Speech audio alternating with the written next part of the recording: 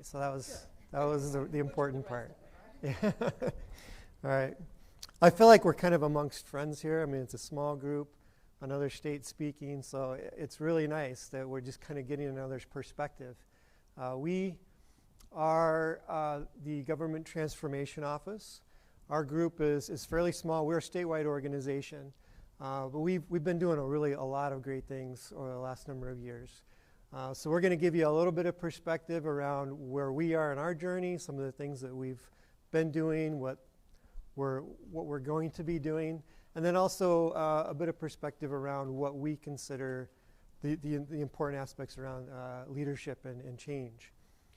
So in the next 45 minutes or so before lunch, which is coming up pretty quick, we'll get into really the focus we want to get into is around how we're managing change, thinking about the leader roles and behaviors, and one focus that we're going to look at is problem solving, although we know those kinds of leader behaviors are important in every aspect. But we'll focus a little bit here on problem solving. We have a little exercise, a little kind of team activity that we'll get into that will really help us think about, what are we doing with our leader behaviors? How are we driving those? How are we enabling our folks to really do the things that they need to do when it comes to those things like problem solving? So that's what we want to get out of the next 40 minutes or so. I'll give you a brief overview of the Arizona management system. I love the contrast with some of the other states that have presented, like Missouri, who just finished. A lot of similarities, some great things to think about. And then Vinny will talk a little bit more in detail around how we think around leaders' mindset and behaviors and enabling problem solvers, that kind of environment for enabling problem solvers. And then Janine will pick up and we'll do like group exercise around some of these key topics. We'll have some report outs, and because we know, we're amongst friends here, there's a lot of knowledge in the room. We want to really get a lot of that going. So most of where we want to spend our time is discussion amongst ourselves, kind of talking about the things that we've experienced in our own environments and what we see, the real challenges and things that we want to focus on. So that'll be the focus of it, and then we'll wrap it up with a short summary on enabling a continuous improvement environment. I think a number of great folks have been mentioned that really kind of speak to the things that we love. And one of those I love is Stephen Covey, of course. Seek first to understand, then to be understood. I kind of live by that practice. And I've been with the group for about 3 years, the Government Transformation Office. In those 3 years, that was my first experience working for the state. Prior to that, I've done a lot of work in other industries, mostly aerospace, also medical device manufacturing. I have to say probably over 20 years of that. Various forms of work, all of the thinking about continuous improvement.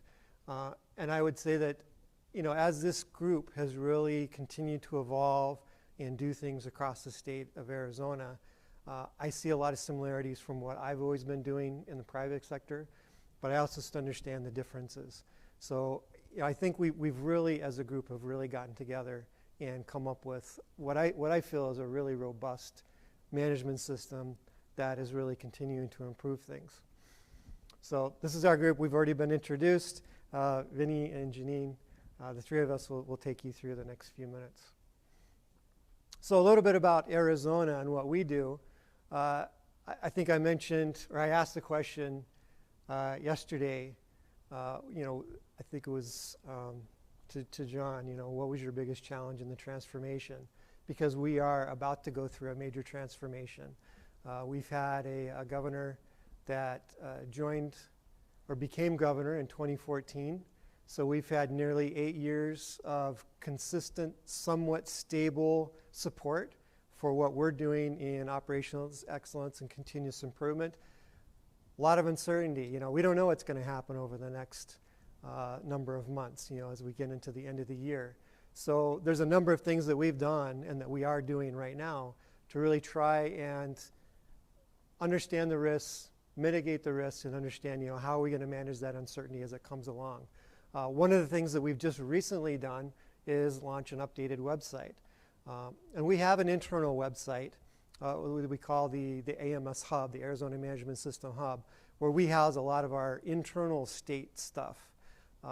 We didn't really have much of a presence publicly. Short aside here, we had, was it what, 5 years ago, a public information request from one of our lovely newspapers that wanted to find out, just how much money was being wasted on continuous improvement. So it was a real hit piece. And as part of that, the previous management said, well, maybe we shouldn't be quite as public as we should be because of that kind of negative perspective. But I felt, when I came into the organization about 3 years ago, one of the few things I was able to find was that article. And actually, even though it had kind of like a negative tone to it, because it was trying to kind of hit on certain things around cost and where money should be spent in government, I thought it was really good. I thought it was a really great article, and it highlighted a lot of the big things that Arizona was doing. So that was one of the few things I was able to find when I was trying to find out if I wanted to join this group. It was interesting to see that. But now, we feel that the benefits of being public, the benefits of presenting all the great things that Arizona is doing, it outweighs the negative part of what any newspaper might be doing to us. So we have this new website that we've launched. You can go to it yourself. It's our public-facing site. It gets into a lot of the details about our approach, a lot of the results that all of our different agencies are really doing. And that's, I'd say, probably over the last 10 years, because the Government Transformation Office was launched in 2012 via an executive order by the governor. That was the previous governor, Governor Jan Brewer, and she kind of launched it, and you probably saw a lot of the same things that you see in your state around lean and efficiencies and doing better for state government. That continued with our current governor, and over that course of the 10 years, a lot of really great results have been achieved by the different agencies. So we're trying to house a lot of those best practices, and we're continuing to expand on that and really just show all the great things that our agencies are doing. Of course, selfishly, we want to show our new administration, this is how great things are. You definitely want to continue this. So that's one of the things we're trying to mitigate, is the risk of them not really understanding what good is being accomplished. So it's been really great. So a lot of our fundamentals that we work across our different state agencies are built into what we call our Arizona Management System. And is almost like a mission. We have this statement. We actually used that yesterday when we're in our little team group, and we just replaced that with the operational excellence instead of Arizona Management System. But it's a very similar type of focus.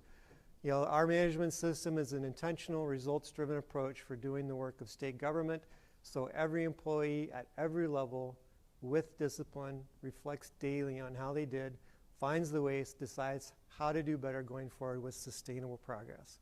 It's a lot to unpack there, right? It was like a dozen different things that we all packed into a sentence. But that really is, the kind of the founding thing that all of our state agencies really drive towards. And it's been there for quite a few years. So it's been stable. It's been something that we can all keep working towards. And coming from a number of other different industries, I feel that this is probably one of the best that I've seen. So I was a little shocked that it's coming from government. But I feel like that Arizona really is doing great when it comes to state government. We have, under this Arizona Management System, roughly 36 cabinet agencies. Some of you may call them departments, but our little group, the Government Transformation Office, we just have 10 people that support all of these 36 state agencies.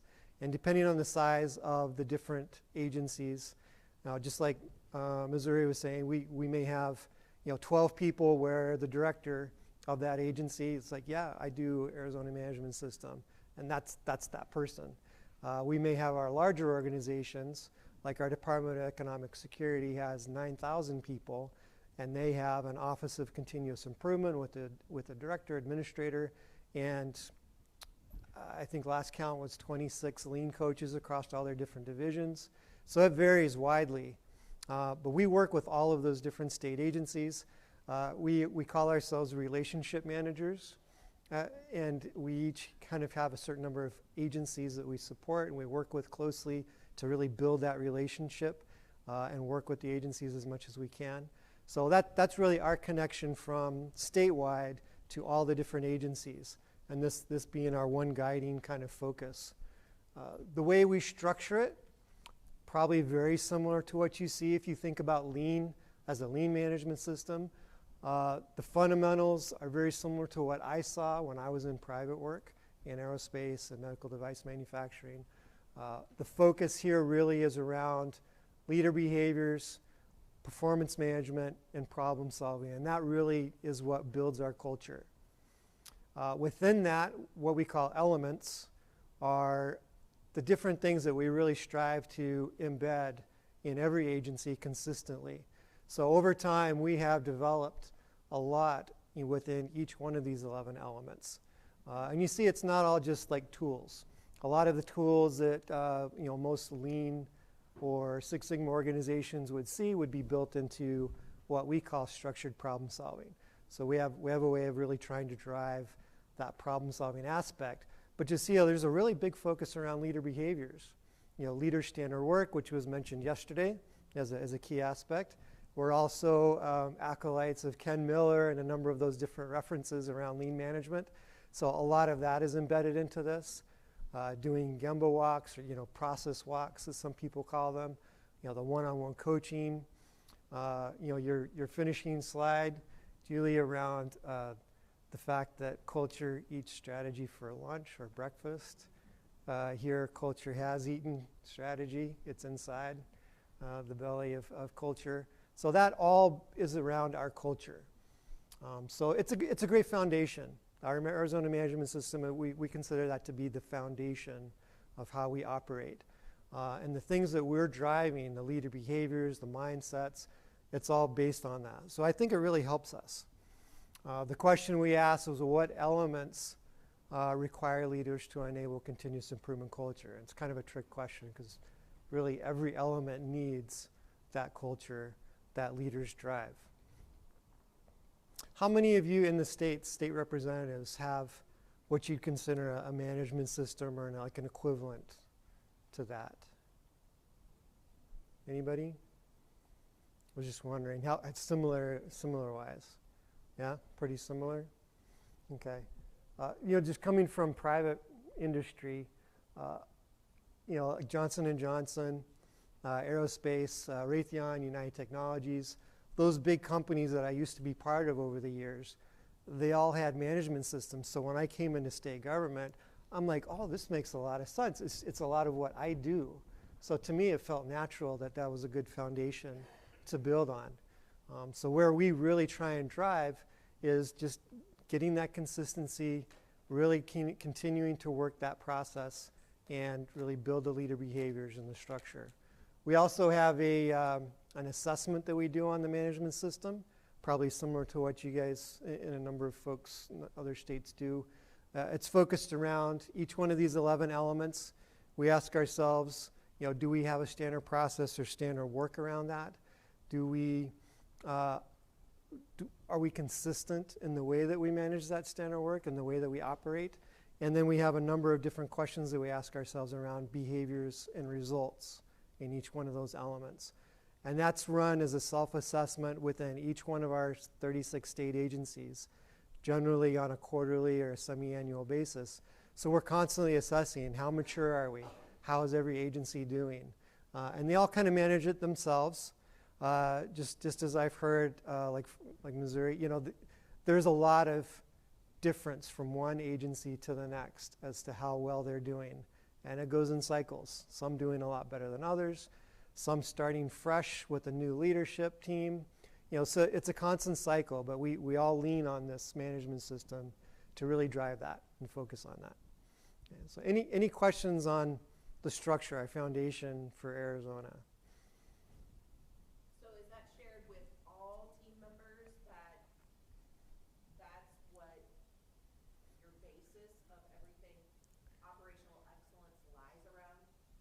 It is, yeah. And that's that prior statement around every leader, every level.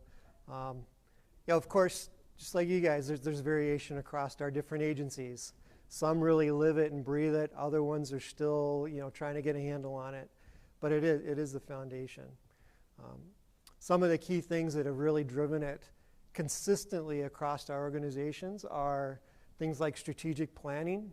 You mentioned that as a core, and I think I saw some really good slides around that each of your departments do. So that is another bedrock. We have a 2-page strategic plan that's developed annually for every agency, and they have those consistent aspects that they present every year. It's an annual plan. It's got 3-year objectives. It's the things that you would see in a good strategic plan, and things that I've seen in private industry. So those all kind of build on each other. They're all very integrated. So we try and teach it as a system. But yeah, it's something that I think every employee is at least exposed to. And of course it relies on the leaders to make sure that it's really embedded in their organization. One of the things that we always ask within the agencies is, well, how much time do you spend on your day-to-day work, and how much time do you spend on the Arizona management system? And the more mature we see an agency, the more it's like, well, I just do my work. I don't think about doing the Arizona management system. If they're less mature, it's, oh yeah, I spend this amount of time on the management system, and then I do my work. All right, so it's just different levels of maturity. But yeah. Any other ones as far as the structure, foundation? All right, so now Vinny's going to get us into the mindsets. And this we consider to be really kind of the tough part, right? The soft side of things, change management, changing mindsets. And we focus a lot on that. So I'll hand it off to Vinny.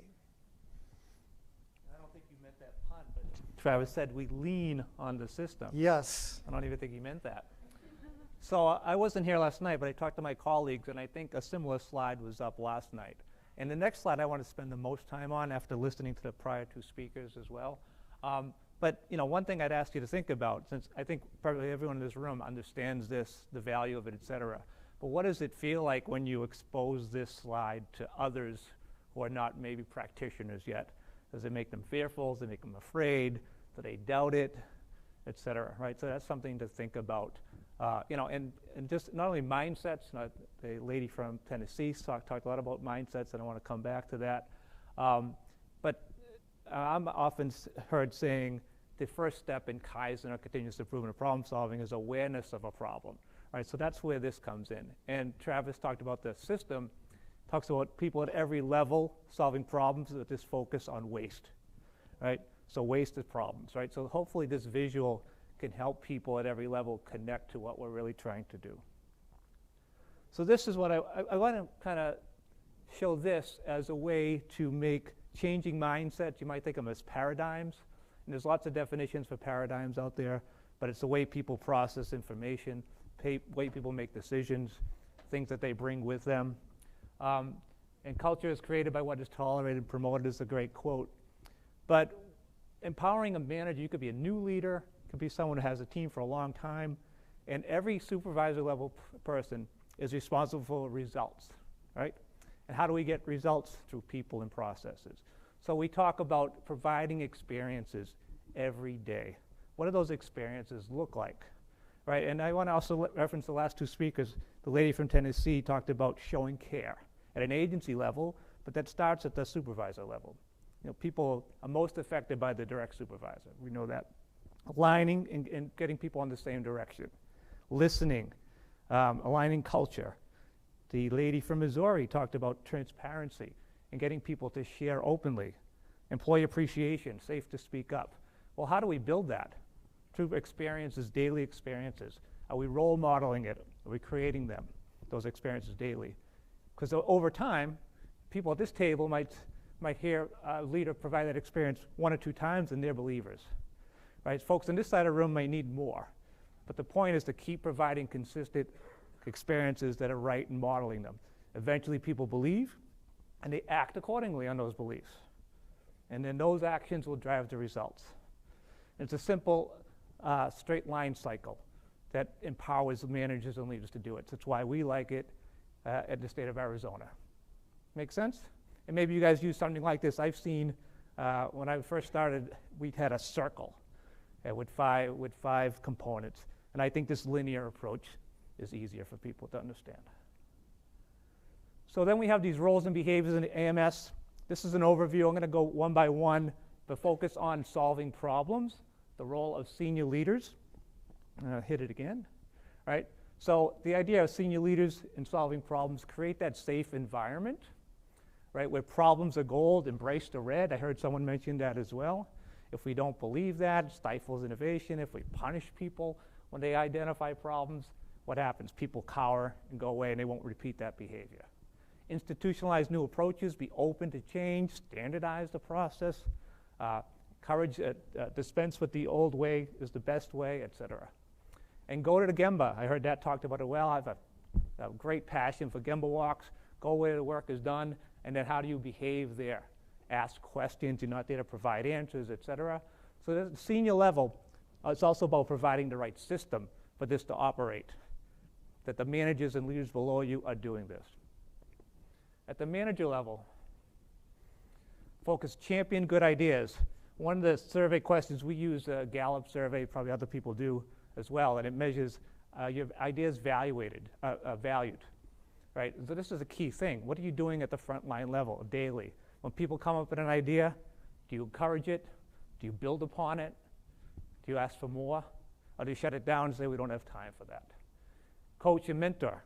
It can be difficult for leaders to become good coaches, but that's the sign of respect, right? And we think at Arizona that one of the pillars of lean is respect for people. And that can be demonstrated in role modeling and in coaching, which I always say is a great respect because you're dedicating time to help that person grow and develop.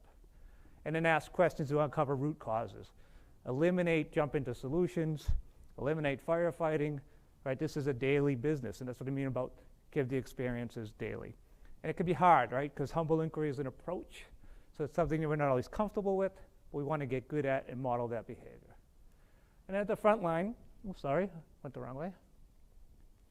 Travis said this was easy, I still made a mistake. So we never stop asking why themselves. Again, our goal is everybody, every day, solving problems everywhere, right? Looking for ways. So they have to ask why and question the process. Do not fear failure. Failure is a way to learn. If you don't iterate, you don't get better. And innovate through small and large changes. We look at it as a stair step. Small incremental changes over time. Lock it in with standard work.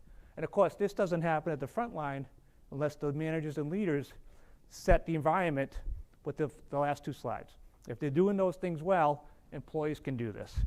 But if that environment's not set, employees are going to say, no, this is not for me. I can't happen. This can't happen. So I know I want to get to the exercise what you need, but any questions on this? This is how we make it real at the granular level. And while we all understand the big iceberg, the big challenge is getting everybody to lead this way. Thanks. I'm going to give it to Janine. Thank you, Vinny. So we're going to do a little group exercise, but before that, we're going to talk about some group norms. I don't know if you guys use this when you guys do breakouts, but we want to get people understanding what the norms are, what we expect of them. So for this group that we're going to do in a little while, it's going to be interactive, collaborative. We want about 4 people for groups, so we might have to do a little bit of musical chairs in a little bit. But ask questions, right? We talked a little about humble inquiry, just even with tennis, you guys going to see where people are at. Humble inquiry is asking questions, but not putting blame into that. So a safe zone for problem discussions here, be respectful for others, everyone participates, and most importantly, have fun, right? So we're gonna talk a little bit about problem solving, what we need to do, and we'll love you to have fun as you guys are having fun here today. So looking forward to that. So the first part of it, I think we have a couple of folks, if you guys don't mind moving down, so we have about 4 per table. I appreciate that. You guys moving across there so we get 3 or 4, that'll be awesome. So you guys realize we have this big sticky note here in front of you, this big sheet of paper. So what we're gonna do, we're gonna do some brainstorming. We're talking about how leaders support problem solvers, and we're gonna split you into groups of 1 and 2. So I would say, let me see if we get here, 1, 2, 3. So if this half of the room could focus on problem one, the question, what are some of the ideal conditions for problem solvers to thrive? So you guys could think about that. And then this half across here, you guys could think about what are some of the ways that leaders can build problem solving capacity in their people. So we'll get about 10 minutes to do that, do some brainstorming, and then we'll spend a couple of minutes now in your team selecting 2 or 3 that are the highest impact. We'd like you to share somebody who wants to be a spokesperson, so select somebody from your table who's willing to get up and speak about this, because we really like a debrief to see if there are any similarities or differences in what you guys are doing. So does everybody understand what we're doing? Awesome. This group, question 1, this side 2. You have less than 4 people at your table combined.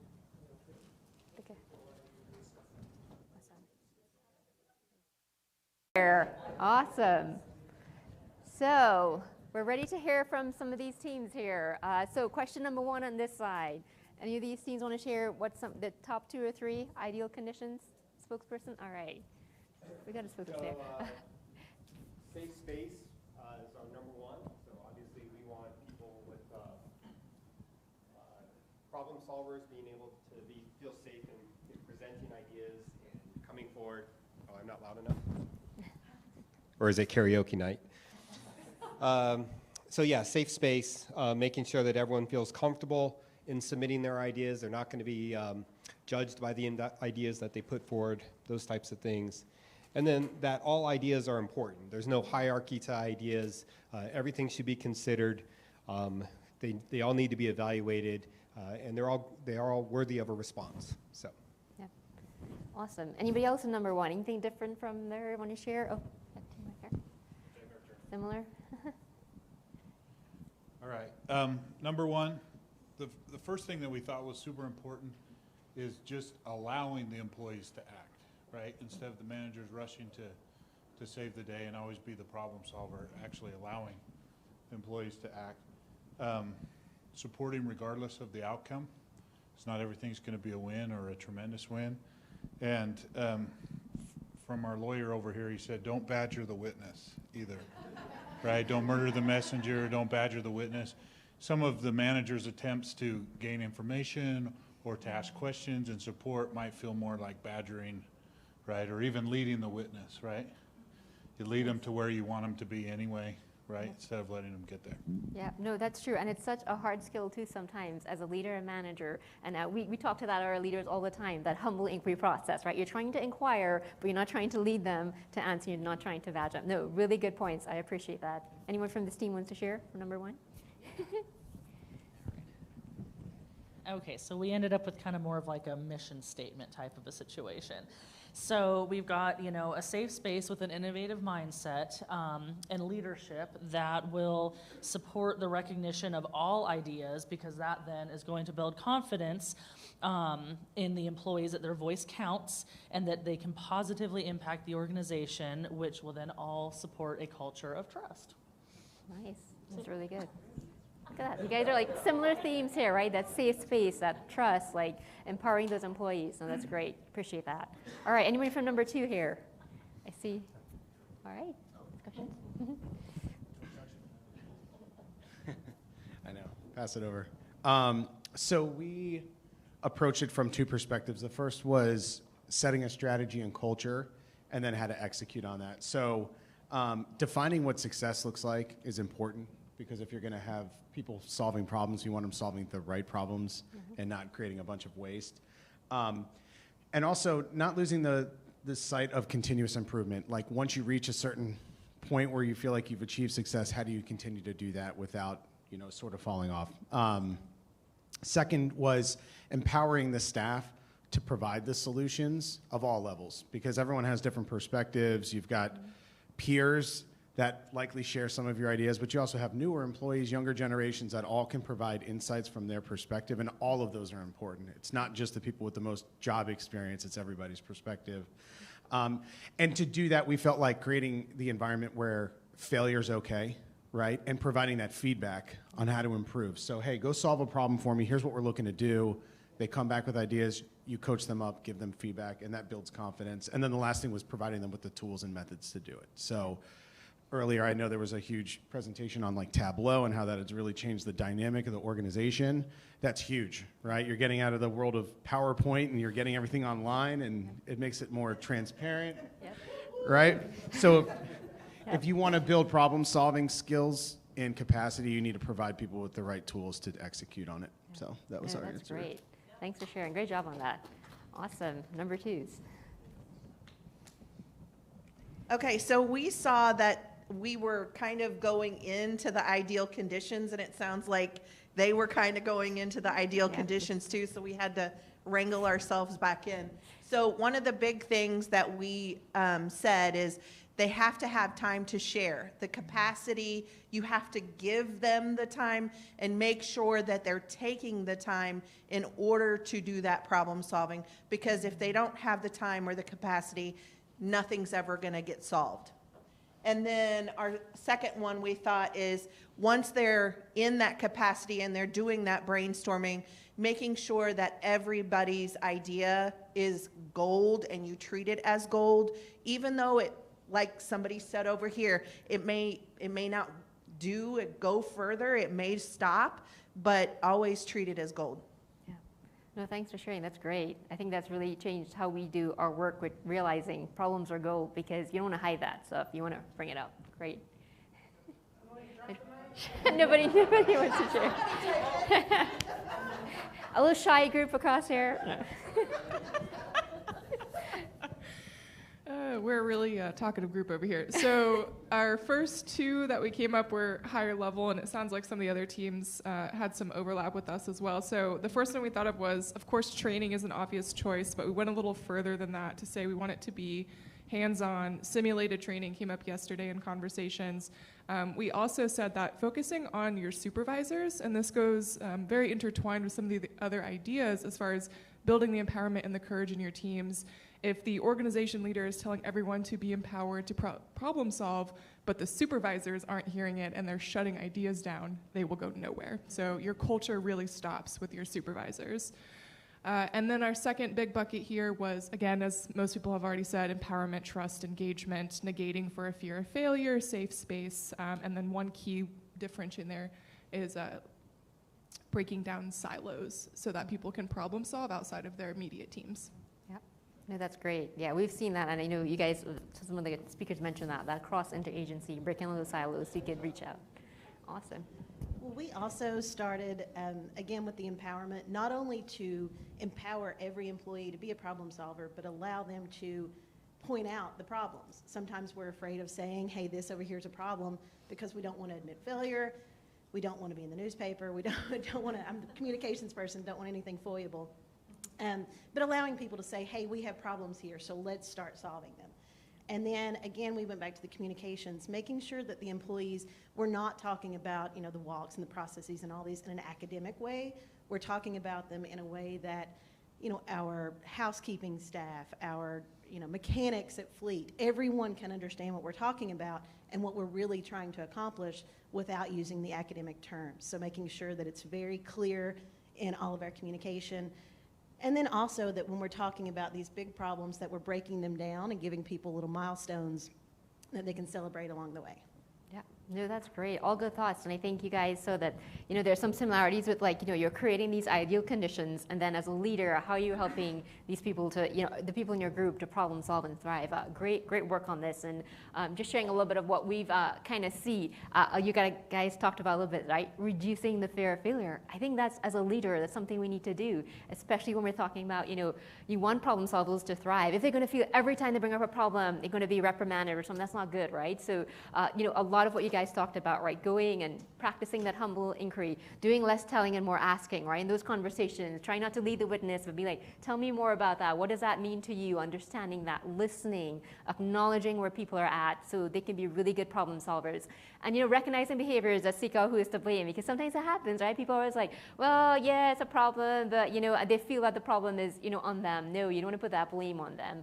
And then, we do this a lot when we talk about continuous improvement, right? We tell people to focus on the process process, not the people. There is some time when you need to focus on, the people for some, sense of it. But when that process isn't working, you're not going to put the blame. Oh my gosh, John, you just totally messed everything up. It's totally your fault. No, look at the process, see how we can improve, and then don't allow bad behavior, right? I think if there's things that are happening in the group and somebody is not doing something that's right, there's an opportunity there as a leader to step up, say that's a problem, let's work on it, so people don't feel like, well, they got away with that and they did it wrong, or things are not going well. So we really want to encourage that culture where people feel safe, they feel secure, you build that trust so they can bring up problems, right? The worst thing we have at the Department of Environment Quality, and when they implemented their management system, that director said the worst thing for him was to get a call from a reporter about a problem that he had no idea was going on in that agency. That's the worst thing. So when he has those problem solvers who could bring that information up, escalate that to so every day they have a whole tiered system of huddles where that information from the problem at the front line,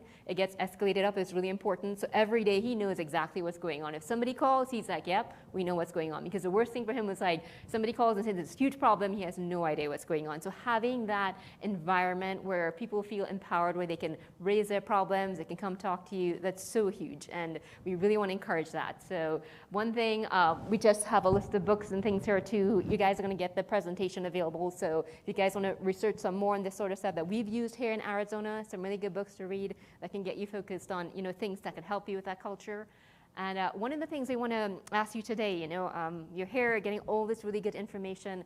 What will you commit to doing, improving or doing differently today? You heard from folks talking about, how you can improve problem solving in your organization. We'd like you to take a couple minutes and just write down 1 or 2 things that you're going to take away from here when you go back. You leave this conference, you're going to say, I'm going to do this. I really heard this really great thing, about problem solving and how I can help the folks that I work with. So couple minutes, just take that. I know, and after that, you guys have to go to lunch. So there you go. Write down 1 or 2 things. You can think about it